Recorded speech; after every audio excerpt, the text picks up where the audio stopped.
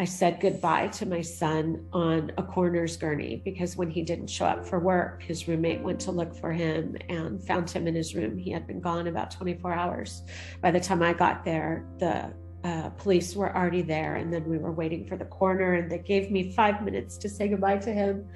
I looked at them and told them I would take as long as I needed to with my son. Jordan was a healthy, happy, amazing young man. He was 26 when we lost him. So he never complained about anything up until middle school, when he started to talk about having a racing heart. And it was immediately dismissed by doctors. The real hard part of this for me is that after he passed away, I was able to, with the help of others, get into his phone to look for medical information. And as recently as a year or so prior to him passing away suddenly, he had told a doctor, "I'm afraid I'm going to die suddenly."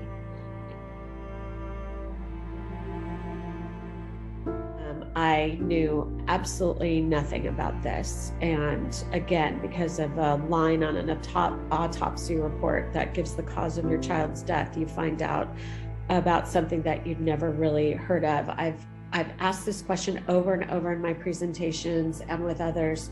Why have we all heard of SIDS, but nobody's heard of SADS?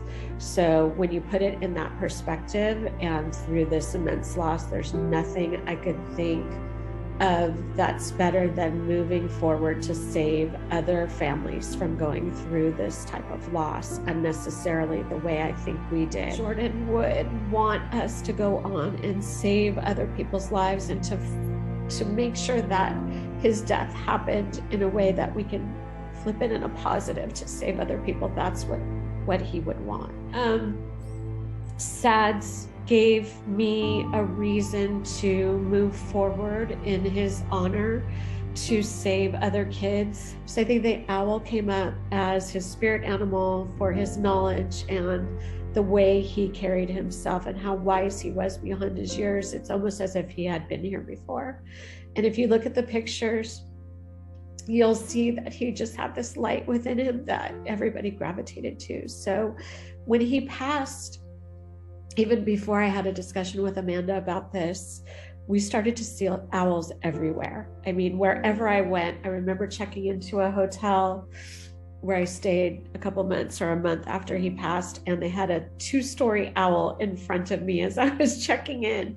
They just seemed to be everywhere. So Amanda and I had a discussion about it, and that was something that she and he had discussed. And to this day, people still send me pictures and videos, and we see them everywhere. And so it's just a sign from him and a comfort symbol for me that he's still around me.